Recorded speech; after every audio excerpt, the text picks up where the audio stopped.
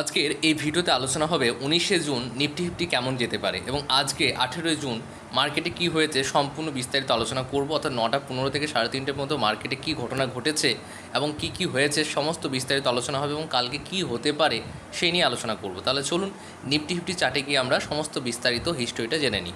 Nifty fifty চার্টের মধ্যে চলে এসেছে এবং 15 মিনিট টাইম ফ্রেমে দেখতে পাচ্ছেন আজকে মার্কেট ওপেনিং হয়েছে এই জায়গা থেকে 18 জুন এখান থেকে শুরু হয়েছে এবং আজকে যে হিস্ট্রি সেটা দেখতে পাচ্ছেন চার্টের মধ্যে। আর আজকে ইউএস ফেডারেলের কিছু কড়া বার্তার জন্য আইটি সেক্টরে চাপে ছিল, সেই জন্য কিন্তু মার্কেট খুব একটা উপরে যেতে পারেনি।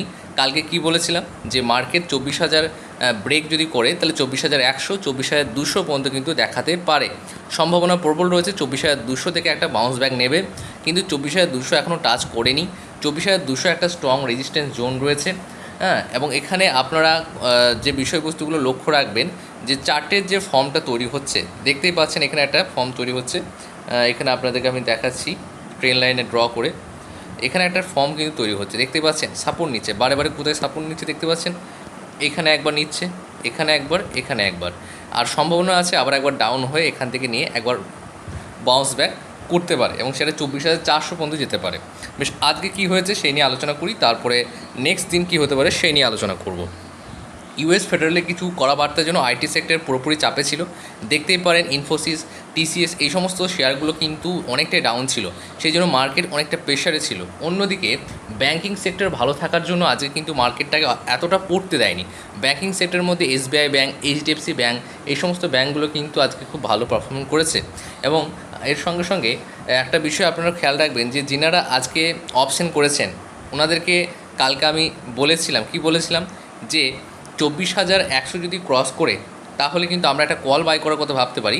সেখানে আমরা একটা কল বাই করার কথা ভাবতে পারি এবং টার্গেট থাকবে আমাদের 24,200 পর্যন্ত। কিন্তু যদি বাই চান্স 24,200-তে টাচ করে আবার যদি কোনো বেয়ারিশ ক্যান্ডেল তৈরি হয় তাহলে 24,200-তে আমরা একটা পুট বাই করতে পারি, তাহলে সেটা বলেছিলাম। আর আজকে আমাদের যে মার্ক করার সাপোর্ট রেজিস্ট্যান্স তার মধ্যে রয়েছে, কিন্তু কিছুটা ওপরে গিয়েছে। এবং কালকে কী হতে পারে সে নিয়ে আলোচনা করি। কালকে যেটা হতে পারে 24,200 টাচ করার সম্ভাবনা প্রবল রয়েছে এবং মেজর সাপোর্ট রেজিস্ট্যান্স জোন যেটা আছে সেটা হচ্ছে 24,250 এবং 300। 24,300 থেকে 24,250 হচ্ছে স্ট্রং রেজিস্ট্যান্স জোন। এই জোনে কিন্তু ম্যাক্সিমাম কল রাইটাররা বসে রয়েছেন, ওআই ডাটা অনুযায়ী বলছে আপনাদেরকে। এবং অন্যদিকে সাপোর্ট যদি বলি তাহলে স্ট্রং সাপোর্ট এখন তৈরি হয়ে গেছে 24,000 হচ্ছে স্ট্রং সাপোর্ট। এর নিচে যদি ব্রেক করে তাহলে 24,000 নিচে যদি ব্রেক করে তাহলে 23,950 পর্যন্ত আমরা কিন্তু দেখতে পাবো।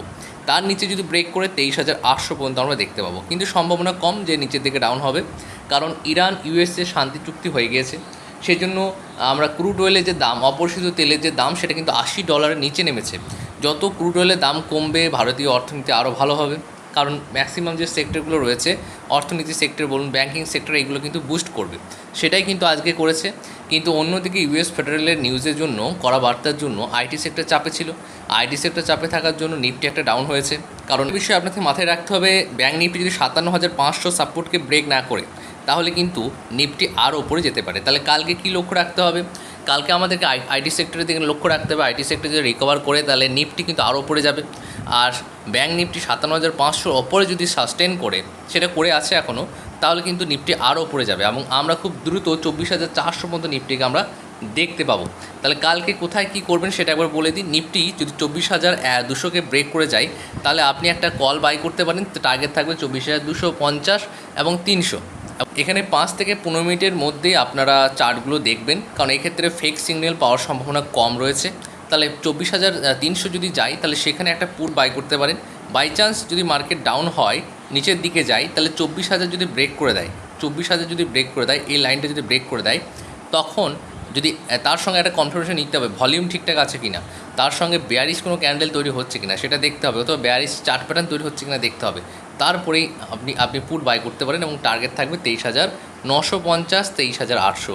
ঠিক আছে, তাহলে এই বিষয়গুলো কিন্তু লাইভ মার্কেটে আরও ভালো করে বোঝানোর পসিবল হবে।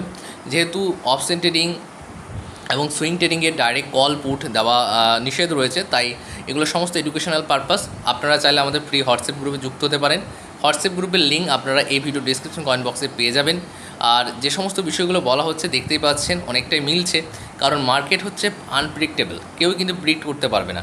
কিন্তু ক্যালকুলেশন ডাটা অনুযায়ী যদি দেখা যায় তাহলে মার্কেটে যে সাপোর্ট রেজিস্ট্যান্ট রয়েছে সেগুলো দেখে আমরা কিন্তু মার্কেটটাকে অনেক বেশি প্রেডিক্ট করতে পারি। এই ভিডিওটা যদি আপনাদের হেল্পফুল মনে হয় তাহলে অবশ্যই ফলো করতে পারেন, সাবস্ক্রাইব করতে পারেন এবং অবশ্যই আমাদের সঙ্গে যুক্ত হয়ে যান।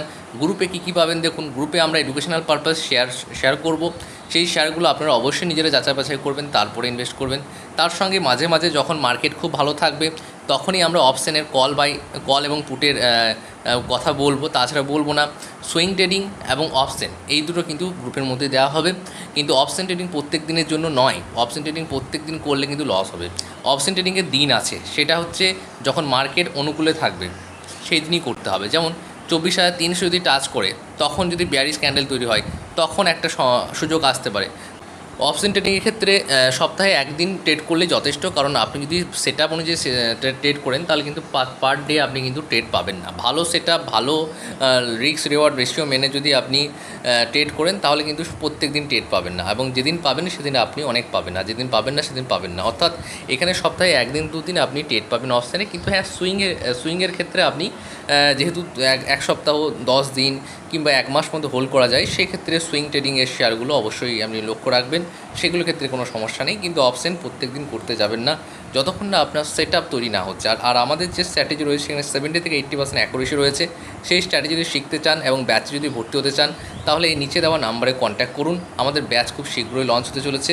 Option trading, swing trading, intraday এই 3টে বিষয়ের ওপর আপনাদেরকে করানো হবে। 2 দিন থিওরি হবে এবং 1 দিন প্র্যাকটিক্যাল হবে। আজকে এই পর্যন্ত, নেক্সট ভিডিওতে আবার দেখা হচ্ছে।